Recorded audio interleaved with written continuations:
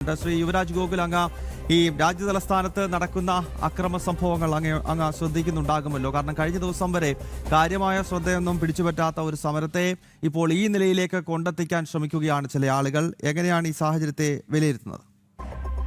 നോക്കൂ, അവര് സമരം തുടങ്ങുന്നത് നീറ്റ് വിഷയവുമായി ബന്ധപ്പെട്ടിട്ടാണ്.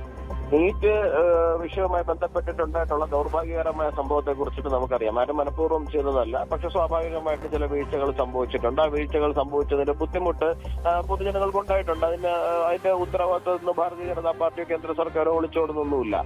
തീർച്ചയായിട്ടും വീണ്ടും നീറ്റ് പരീക്ഷ നടത്തുകയും അത് ഭംഗിയായി തന്നെ പൂർത്തീകരിക്കുവാൻ വേണ്ടിയിട്ട് സാധിക്കുകയും ചെയ്തിട്ടുണ്ട്. അപ്പോ അതിനകത്ത് എന്തെങ്കിലും തരത്തിലുള്ള അഴിമതി എന്ന് പറയുന്നത് സർക്കാർ തലത്തിലുള്ള അഴിമതി അങ്ങനെ ഒന്നും തന്നെ ഇല്ല എന്നുള്ള കാര്യത്തെക്കുറിച്ച് സ്പഷ്ടമായിരിക്കെ ആ ഒരു വീഴ്ച കഴിഞ്ഞ 12 വർഷമായിട്ട് നരേന്ദ്രമോദി സർക്കാർ ഭാരതം ഭരിക്കുകയാണ്. പ്രത്യേകിച്ച് വീഴ്ചകളോ അല്ലാന്നുണ്ടെങ്കിൽ അഴിമതികളോ ഒന്നും തന്നെ പറയാൻ വേണ്ടിയിട്ടില്ല.